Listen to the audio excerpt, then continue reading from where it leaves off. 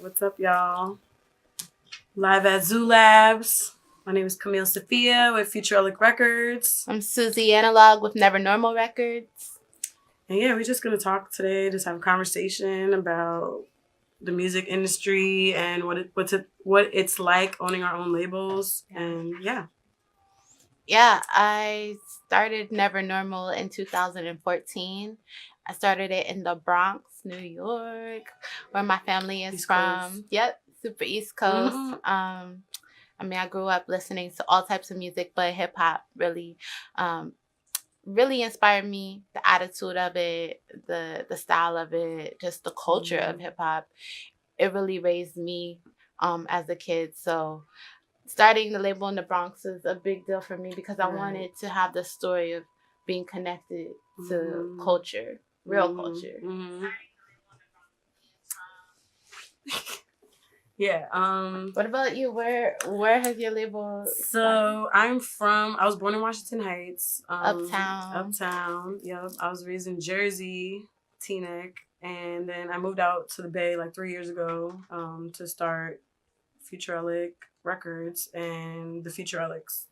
So I linked up with Xiomara. Shout out to Xiomara. We just started the label. We started just incorporating different dope ass women of color artists that were doing their thing, and we just basically formed a collective. So the label started more as a collective.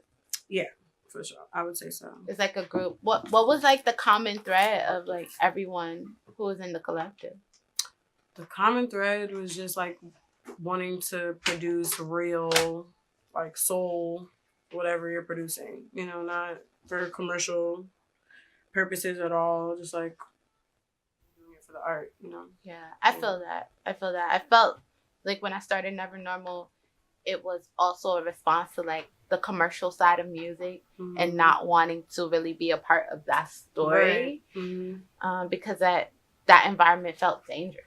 I mean, it is dangerous, both on a spiritual level and on a physical level for women of color. So I feel like that's another reason why I even started the label, was just to like create a sacred space for women, where we could just create and it wouldn't be like, based on sexuality or based on like patriarchy. I got the name for Never Normal riding the train, actually. So a lot of my ideas I would come up with just on the train. Like I lived in the Bronx, like at the end of the 6th line. So I had to really leave from Brooklyn and go like all throughout, like all the way through 3 boroughs, like just to get home. And that's a lot of time to think. And I just remember one day just being like, I just need an umbrella. Like I just need something that is not Suzi Analogue, but something that represents who I am, and I'll just put my music under that. Right. Because I feel like as Suzi Analogue, people are gonna keep telling me, "Oh, you just sing, right? Or you just do this." And even though I've been producing beats and compositions since I was 15 years old, so I knew I needed to make an umbrella to live under, to shield me under. And I was just like, you know what? No gimmicks, no like trying to make it seem so cool. It's just Never Normal. Just, at that point in my life, I had gone through a lot of personal experiences. I had lost my mother just right before I started Never Normal. And I was moving, and the economy was horrible, and just everything was not normal. It was just a constant state of not making sense. And I'm like, I think this is kind of going to be the story of my generation for some reason. But I at least can capture that with the name of my label. And I also believe that the history of this country, the United States, it has never been normal. Like all the violence, all the marginalization, all the things that have gone on to oppress people and build this country has not been normal. All those evil things aren't normal. So I just wanted to be clear of where I stood. Like Never Normal is my statement on life. Like, you know what? It's not normal, but through our differences, through the things that aren't normal, by recognizing them and being real about them, we can come together. Right. And we can find unity through those differences, Yeah. by being real about the differences. So that's something that is behind the name and the concept of Never Normal Records. That's so. And I flipped the never, the NN is the flip of the New York Yankees. Mm-hmm. So that's like another thing. I was just like, it makes sense. Like, it's Right. just, it's New York. It's never normal. It's like, That's so dope. it's a rat eating pizza. Like, that's dope. I love that. Yeah. I felt like when you were saying that, what I found most inspiring is just creating like the expansion of of spaces, like what we're creating, like the umbrella feeling, you know, like Futurelic Records was founded on like the idea of like pretty much always having housing, like indigenous folks, like from a teepee, like, so our logo, this is funny enough, but it's kind of like a teepee, so it's just like you always got a home wherever you go, you know. And I wanted artists to feel that way, like that level of like sanctuary, like, so to speak, and like just a little bubble of space. Like, all right, it's not perfect, and it's not the type of label that's gonna just like give you hella money up front and just do like, nah, we rocking with hustlers, like we rocking with people that are really just going for it, dreamers, entrepreneurs, like people going hard, you feel me? And the name just came from like also just like peeping like the disrespect and the frivolous nature of which people were holding Black women singers specifically. Like our legends, you know, like we're like I just think back. I'm from Jersey. I'm a Jersey girl, so like Whitney Houston, Lauryn Hill. It's just like that's not cool, you know, and it's just like who's protecting the legacy, and like who's out here like trying to keep the flame burning, and who's really out here like being like, nah, that's not solid. No, you don't get to do this and that. Like, this is not your space, you know, to command. And just like bullying our way through, and essentially not bullying, but like just creating elbow room. Taking up space. Yeah, it's like taking, and Khalil always says that, taking up all your space in the world. Yeah, I think it's important. By starting labels, that was our first thing that we basically committed to. We're like, all right, this space that wasn't there for me before is now here. Oh no, Zio said that. Sorry, my bad. I misquoted. But yeah, it's like it's literally just like kind of putting up, you know what I'm saying? Like a teepee structure. It's just like making it from scratch. Like, yo, I'm gonna seek refuge here. You feel me? Like, and that's why like with our shows and stuff, like we call it like Planet Futurelic, you know? So it's kind of like a whole vibe, a whole frequency. Like, it's not just a record label. It's not, the Futurelics are not just a band. It's just a vibe, you know? And it's like, this is the point in time that we're carving out, and that we're like making super conscious decisions about. Totally. That's important, that we have our own look and feel and our own stamp on the culture, because if we don't do it, then someone is going to do it and say that's what it is when it's not. You know, and that's really important. What norms or cultures are you looking to shift with your label? That's a good one. Well, for me, a lot of the music that Never Normal releases is electronic based. Well, I always say it's hip hop based with electronic, but it's electronically produced. So it's not, 9 times out of 10, it's not like someone playing acoustic instruments. They can, but then they manipulate them electronically through like beat machines or pedals and synthesizers, and just running audio all different types of ways. So I really want to show the world that electronic music is definitely and always has been created by Black and brown people. Say it again for the people in the back. Electronic music has always been created by Black and brown people. From its impetus, from techno to house to hip hop, is also electronic music. It is made on drum machines and all types of electronic instruments, and turntables and cut and scratch. Yeah, that's electronic. So I just want people to take the racialized idea of what they think electronic music is out of their minds and be open to allow newer emerging young Black and brown artists to thrive making electronic music, because the way the industry has been set up for electronic is to making electronic music is already like you have to have electricity. Number one. So it's already a privilege to be able to do it. And how the industry has been created has been kind of like for people who can access synthesizers and can have power on all the time, not getting shut off, and can have all the wattage going. You know, it's been kind of formed for people who have. And I just want to let people know that the innovations of electronic music have been made by people who have had not. Right. So that is a very important message for Never Normal that I want people to know, and I want that to shift, and I want that to be normalized. EDM and all that. That's not what we're about.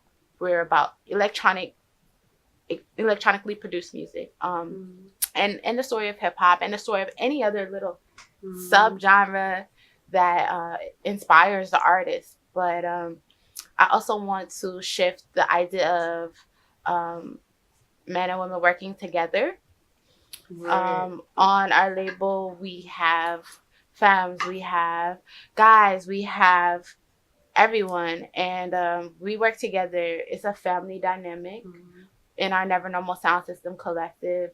And I just want to show people it's possible to have relationships that aren't even necessarily sexual or anything. It's just people working together, having fun together, and relating to one another. When I started out making beats, I was in a crew, and it was guys, and I thought we were BFFs, but then when it came down to more pressures on the crew, I kind of got ostracized. Like when we would have a show or we had to take a bus to take a trip, they would make like little petty jokes like, oh, you're going to take long because you got to put on your makeup, and like stupid stuff like that. Where I never, when we were all just making beats, it was nothing like that. But when they started clicking up and they had to perform whatever their gender identity was, they performed it in a very disrespectful way towards me. And it did end our group, unfortunately. And I don't want any other woman who makes electronic music, hip hop, or beats, or produces to ever go through feeling like that, feeling like they are just not a part of something, or they're not worthy to hang over here, or they gotta be over there. Like, I want it to always feel like we're all in one room. So we work on projects together, and everybody puts in their part, and just showing that men and women can care about each other. It's something healing. Never Normal is here to heal a lot of the toxicity that has been marketed in the music industry. That's real. That's really real. Yeah, like we were talking about back on the space issue, just like things like you about to go on stage. Like I've been about to go on stage and like being treated like a groupie, but I was about to perform, you know? So it was like that dynamic where it's like, yeah, I'm in the middle of a 30-person room, and like the majority of them are, it's like the hip hop dudes, and it's also just like, honestly, yeah, there's like a lot of assault that goes on in the music industry. It's a lot in a lot of industries, so it's very discouraging, and it's a lot of girls who just don't feel like they could even be in a studio. Yeah. I mean, I for one, I taught myself to record. I've always been into recording, but I never, when I decided, I want to make records, I didn't go to a studio because it just seemed weird. All my recordings, my first vinyl, everything was me recording myself, sending it to an engineer. And I didn't know what I was doing, but with those actions, I was carving a safe space for myself to feel comfortable with my process, learn and grow, and not be ostracized or put into situations that would discourage me from continuing. Mm-hmm. I didn't know that's what I was doing. I thought I was being a homebody, being nerdy. Right. Like, I like this thing because I grew up liking video games. So I'm like, I'm at home doing this thing. But fortunately, because I did make that decision, I was not put into those scenarios over and over. And it helped me gain confidence to decide how I wanted my recording process to be, to get to this point now today where I'm like, oh yes, I love this compressor and I like that, and like, let's add this reverb. And I want all women to feel that comfortable in the studio. And whatever we have to do, you know, as label owners starting this new movement,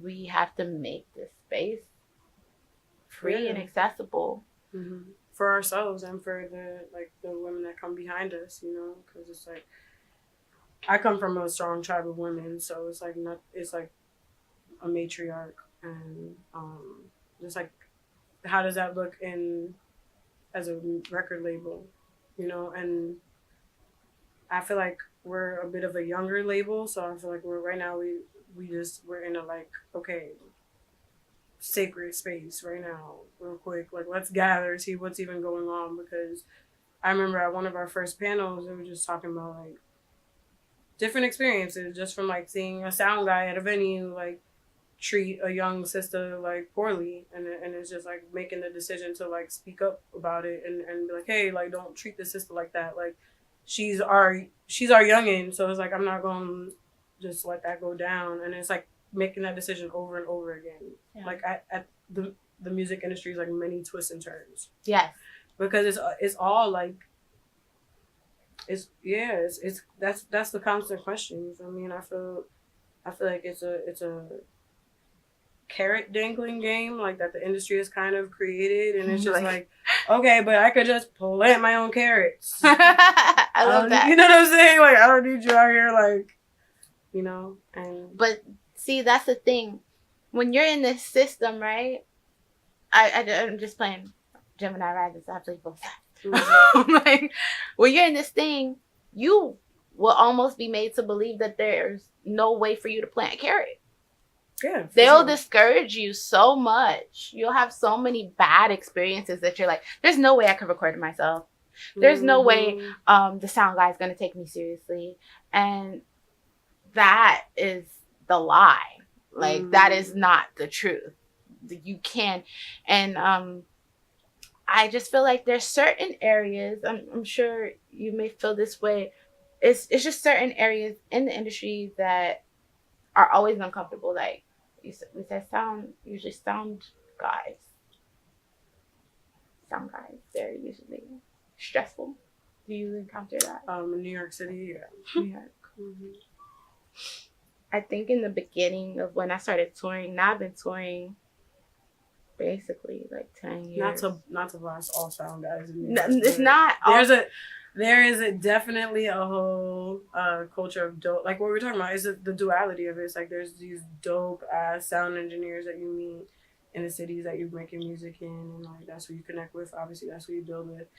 But then there's like it's basically like a blueprint of like how to go about things that you may encounter. Yeah, it's unfortunate because I feel like, imagine you're like a young, new, emerging woman artist and you haven't toured too much, and then you just don't feel so sure when you're hooking up cables and cords. If you've had no one to really show you, but you've been recording at home or practicing in your garage or whatever, when you go to these venues, it's a little intimidating. And I feel like, you know, usually the sound engineer just wants to get through their night. So they're just like, listen, what do you want? But for someone who is very new, that assertiveness is like, that can be intense. I feel like there needs to be more understanding as far as where people are, because especially if someone's new. And then it's also kind of weird because then I overhear gossip where they're like, oh, this girl came and she just didn't know she wanted it, blah, blah, blah, blah. And I mean, what? You know, like, why am I hearing about that? I had to learn to be very assertive when coming to set up, but having these things like your writer, already prepared and already turned in well before your show. But yeah, like teaching, that's what I'm saying, like teaching stage plot, right? Or like the whole advanced situation, the set list, how to break down that, you know, like the management and the booking and the like business side of it is super important to me. And that's like the, you know, you're giving people the tools that they need to survive in a certain environment, you know, because it isn't super intimidating. Like you're, especially when, you know, you're young and you, like I didn't go to school for music, so I went to school for painting. So it's just like the music industry was a whole different ball game for me. Mm-hmm. That's really cool. I didn't know you went to school for painting. Yeah, like that was my main focus, and then I like I've always been a musician. I come from a family of musicians, but it's also just like taking it as the music is different than the music industry. So you feel like this is your calling? Yeah, I mean, visual arts is too, but I felt like since I dedicated so much time in school to painting for those 4 years, now I want to like, I dedicated my time to music for probably the last like 6-7 years, and now I want to like bring them all together. That's awesome. What things about an artist make you fall in love? Yes. We want to ask that to you, and we will answer ourselves. Right. What things about an artist will make you fall in love? Please let us know. Dial. No. 1-800. For me, I like when an artist fully commits. Like, they're just all in whatever their quirky thing is. Like, even if it doesn't make total sense to me, I'm like, man, they're just in it. They're that. It, right. They are they're that. Going thing. for it. I can respect that. Yeah. If James Blake wants to sing in a gospel falsetto for the rest of his life, he can, because that's him. Like that is like that's no shade. Like I literally watched his show the other day, and I'm just like, that's cool, because that's really him. He's really committing to that, to the chorus, to the grooves, to everything, and the songwriting structure. Like, you know, I love when artists do that, and they can just be consistent with it, and they bring some new feeling, to music. That's what makes me fall in love with the artist. Like, wow. Yeah, I think what makes me fall in love with the artist is usually like the live vibe. I like what's the experience that I have with this artist. So, like your own personal experience. Yeah, like my own. What do you mean? That's what makes. Like being there and like seeing this person perform and like connecting to that. But aside from performance, like, yeah, it's like a lot of usually on the songwriting side of things. Like I really fall in love with like the songwriting first. Yeah, songwriting. We'd love to hear what makes you fall in love with an artist. What makes y'all fall in love with the artist? Yes, if you could comment wherever you're looking at us. Right. If it's Facebook or Instagram. Right. Like, see you down there. So you're based in? I'm based in Miami, but right. It's Miami, New York. I'm in New York all the time, and a lot of the Never Normal Sound System Collective is in New York, but we're also everywhere. We have members here, like Queen's Delight, who's here in Oakland.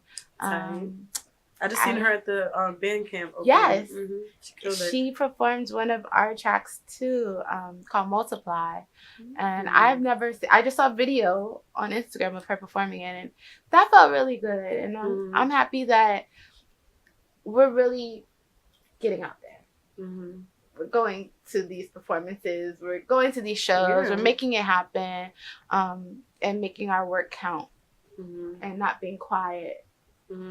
I was very happy to see her perform that song, because it's a very high power, like high energy song, and I've never seen her perform it. I was like, oh my gosh, this is so tight.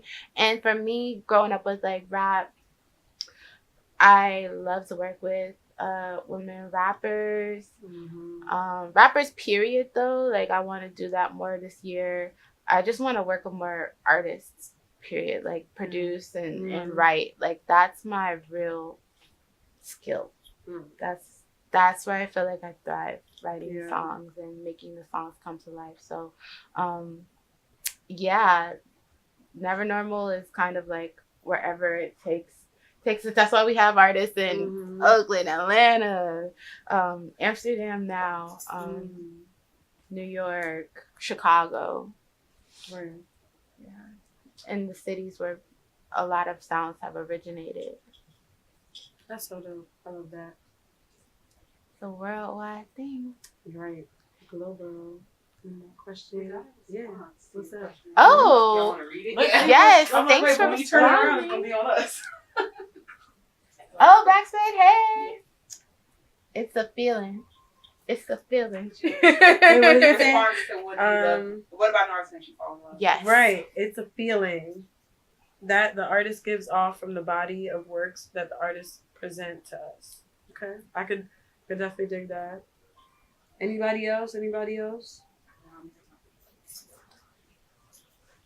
Yeah, being shy. But a feeling. Okay. Oh, Yeah. sorry. It's supposed to be like this, huh? Yeah. There we go. Well, you all got a studio tour. We're out here. Shout out to Brendan. Yay. Or in Studio That's A at nice. Zoo Labs. Right. What's up, sis? What makes you fall in love with an artist? Did someone say? Oh, okay. Oh, that was the question. Oh. Okay, yes.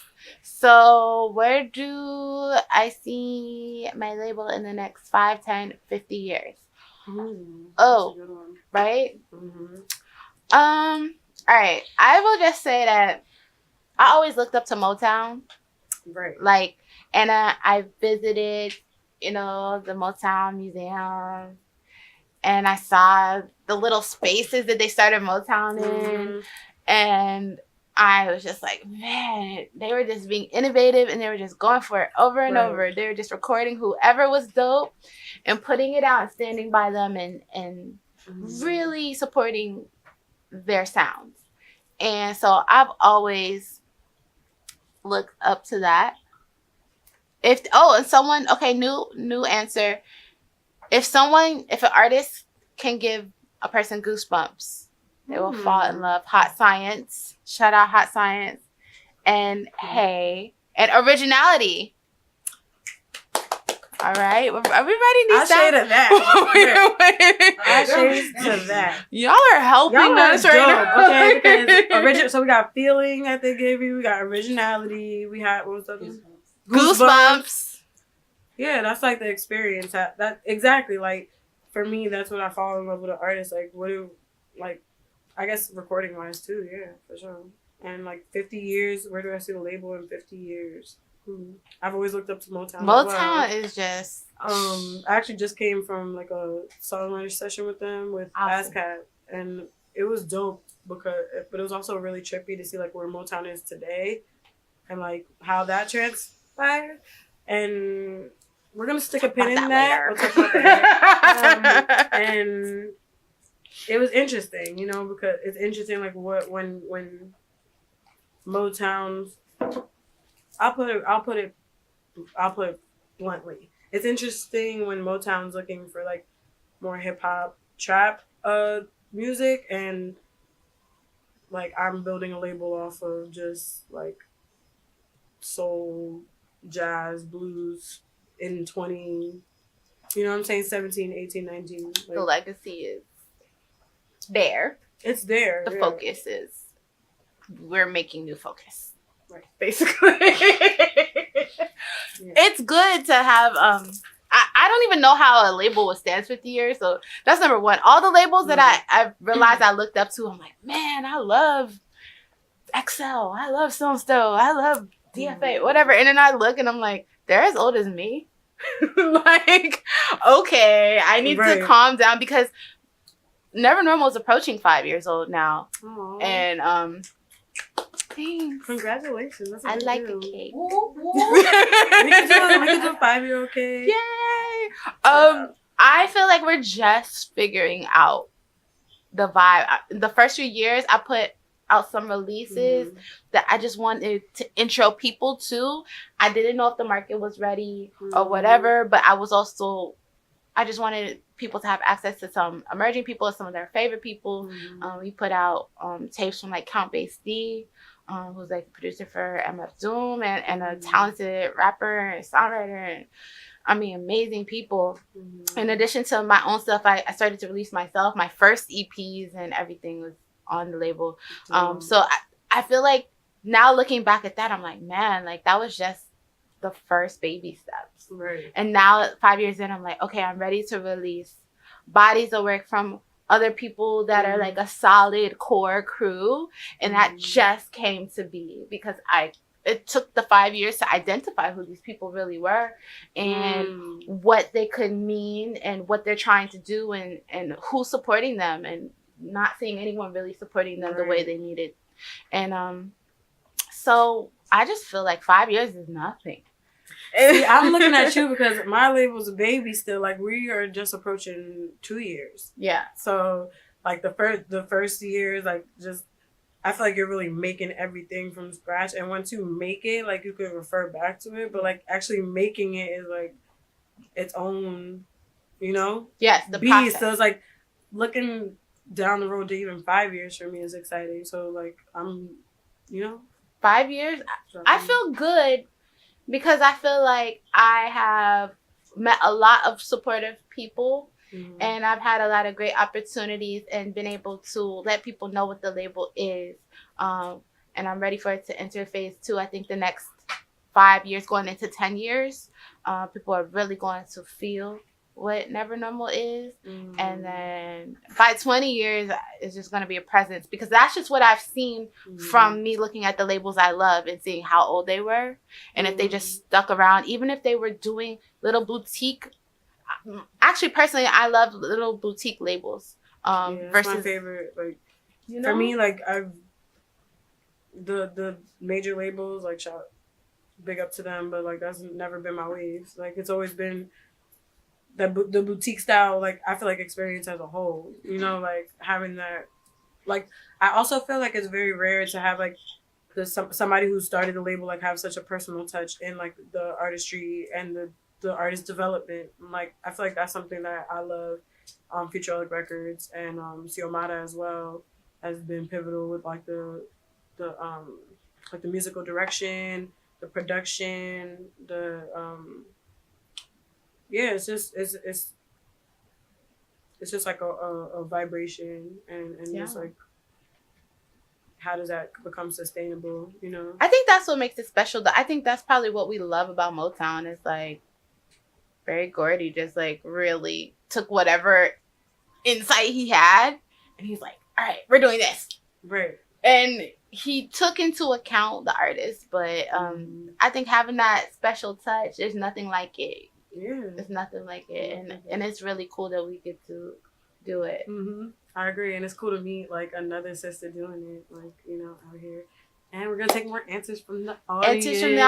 We also have y'all. Yes, we have more questions if y'all want to talk to us now. Yeah.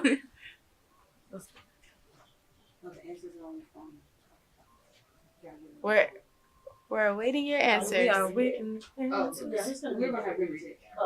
Okay. What are you all saying out there in IG land? In the IG land. Okay. Hey, you all are saying, oh, hey, Mr. Styles, what up? It's got to be the right balance of familiar but completely foreign to me. I love that. That is super cool because it's like, that's that spark. You're excited. You're like, all right, you know, I feel your chords, but then, whoa, you put them drums. I never heard anybody do that. That's real. Yeah. That's real. I relate to that. Oh, thanks for birthday cake, Zoo Labs. We have more questions that we would love to engage with you all what was on. the question I had?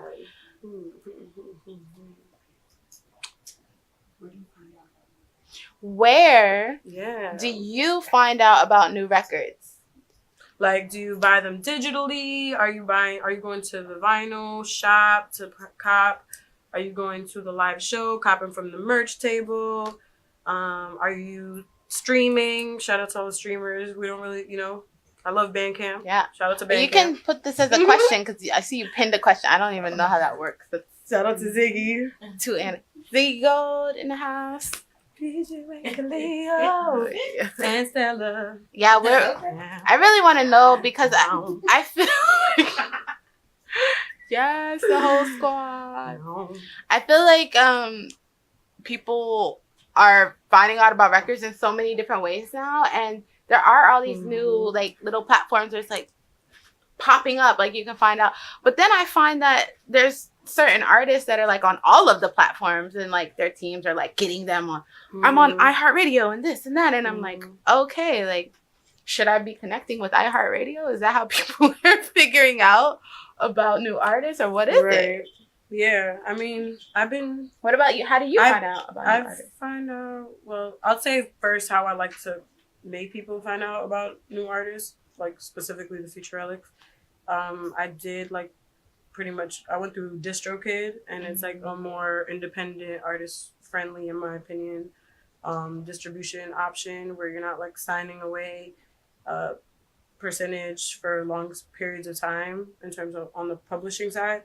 But yeah, they pretty much upload it to all the like Google Play, Amazon Play, YouTube, and you can even do like the postmortem like upload, like so that you can pass down like the royalties that you're making to your children. Oh, that's cool. Yeah, so it'll be like a forever thing. And also you like list out, what I really love about running a record label is just like teaching artists like how to like sign good, just not sign good deals, but just like make good deals for yourself. Like it's a self-sustaining thing. Like as a label, it's never like, oh, I want to own your masters. Like if you think about how that sounds, like that's what? Yeah. Like no, you need to own your own masters. Like why am I not teaching other people to own their own creations, like your own words, your own ideas, your intellectual property? Like what does that look like when you're filing your legal documents, doing your taxes? Like all that stuff I feel is like, it gets put on the back burner a lot. And I feel like if creatives like had help with that, then it would leave them more mind space to be creative. Like so shout out to Zoo Labs, because I feel like Zoo Labs is doing that right now. Like just giving us a creative chunk of time with the music residency to even really explore certain things. Like again, I'm a label's 2 years in, like that's a baby, you know, and you're like looking forward to 5 years, like. But then again, like in those 2 years before that, you know, I've been in the game for like 5 years. So it's just, what's the culmination of all that time in, you know, in this sphere? It's no way to really say what the time, like how much time should be spent on doing what. But I think just as a label owner, just going and standing by your work and just seeing it through and making sure it's reached as many ears as possible, and that you're standing by your artist, I think that's the best thing that you can do. Yeah. And that's the best time spent. Yes. Integrity, loyalty, respect, honesty, transparency, like all those things should be normalized in music, like safe spaces for women, trans, queer, men, children, you know? Yes. So thank you, Zoo Labs. Shout out to Never Normal Records. Yes. Shout out to Futurelic Records. Shout out to the Futurelics. And you can continue this conversation with us, because this is dope. Getting started. We're getting a lot of dope info. Yeah, and we love to talk with you on more. So you can DM us any additional questions, or just say what you liked about us talking together today, or maybe we'll do another one if you like it so much. And also the importance of like building a solid team, you know. Shout out to Bijou, Khalil, Stella, Ziggy, you know, shout out DJ Earl. Right. And shout out to Brennan for making this pop, and Liv and Brad. So thank y'all. DM any questions. We want to keep this conversation going. Again, this is the beginning of a 2-week residency. Like we want to keep this going. So bless up. Bye.